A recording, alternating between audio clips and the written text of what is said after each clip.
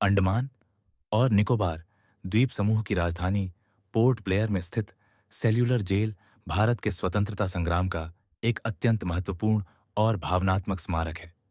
बंगाल की खाड़ी के तट पर खड़ी यह विशाल संरचना केवल ईंट और पत्थर की इमारत नहीं, बल्कि उस दौर की कहानी है जब स्वतंत्रता की मांग करना अपराध माना जाता था।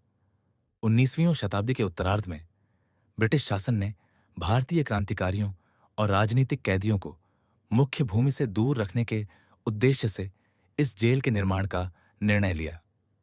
इसका निर्माण कार्य 1896 में आरंभ हुआ और उत्तर 1906 में पूर्ण हुआ, और इसे विशेष रूप से ऐसे डिजाइन किया गया था कि कैदियों को शारीरिक ही नहीं बल्कि मानसिक रूप से भी तोड़ा जा सके। सेल्यूलर जेल की वास्तुकला अपने आप में अद्वितीय और भयावह थी। इसके केंद्र में एक ऊंची प्रहरी मीनार स्थित थी, जहां से 7 लंबी कोठरियां पंखों की तरह चारों दिशाओं में फैली हुई थीं। प्रत्येक कोठरी में छोटी सी कोठरी बनी थी, जहां एक समय में केवल एक ही कैदी को रखा जाता था। इन कोठरियों में कैदियों को पूर्ण एकांत में जीवन बिताने के लिए मजबूर किया जाता था, ताकि वे आपस में संवाद न कर सकें और उनकी क्रांतिकारी भावना टूट जाए। इसी कारण इस जेल को सेल्यूलर कहा गया, क्योंकि हर कैदी एक अलग सेल में बंद रहता था। यहां बंद स्वतंत्रता सेनानियों को अत्यंत कठोर परिस्थितियों का सामना करना पड़ता था। उन्हें भारी श्रम कराया जाता था, जिसमें नारियल से तेल निकालना, रस्सियां बनाना और कठिन शारीरिक कार्य शामिल थे। भोजन बेहद सीमित और निम्न गुणवत्ता का होता था, और छोटी सी गलती पर कठोर दंड दिया जाता था। मानसिक यातनाएं भी उतनी ही भयावह थीं जितनी शारीरिक।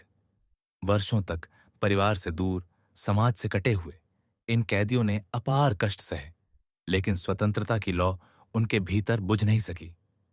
सेल्यूलर जेल में बंद रहने वाले स्वतंत्रता सेनानियों में विनायक दामोदर सावरकर जैसे प्रमुख नाम शामिल हैं। उन्होंने यहां रहते हुए न केवल यातनाएं झेलीं, बल्कि अपने विचारों और लेखन के माध्यम से स्वतंत्रता की भावना को जीवित रखा। उनके अलावा अनेक गुमनाम क्रांतिकारी भी यहां बंद रहे, जिनका इतिहास में नाम भले ही कम जाना गया हो, लेकिन जिनका बलिदान उतना ही महान था। इन कैदियों के लिए काला पानी केवल एक जेल नहीं, बल्कि जीवन और मृत्यु के बीच की कठिन परीक्षा थी।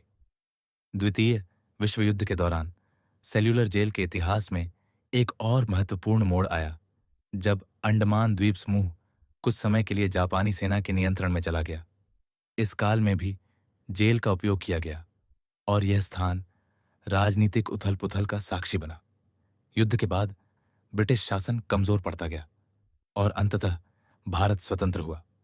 स्वतंत्रता के बाद यह प्रश्न उठा कि इस जेल का क्या किया जाए, और तब इसे एक राष्ट्रीय स्मारक के रूप में संरक्षित करने का निर्णय लिया गया।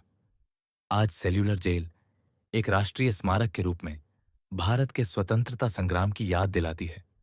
इसके प्रांगण में कदम रखते ही इतिहास की गंभीरता और बलिदान की गूंज महसूस होती है। यहां आयोजित होने वाला प्रकाश और ध्वनि कार्यक्रम उन घटनाओं को जीवंत करता है जिन्होंने भारत के स्वतंत्रता आंदोलन को दिशा दी। सेल्यूलर जेल हमें यह याद दिलाती है कि स्वतंत्रता सहज रूप से प्राप्त नहीं हुई, बल्कि इसके लिए अनगिनत लोगों ने अपने जीवन के सबसे कठिन वर्ष समर्पित किए। यह स्मारक आने वाली पीढ़ियों के लिए एक चेतावनी और प्रेरणा दोनों है कि स्वतंत्रता की कीमत को कभी भुलाया नहीं जाना चाहिए।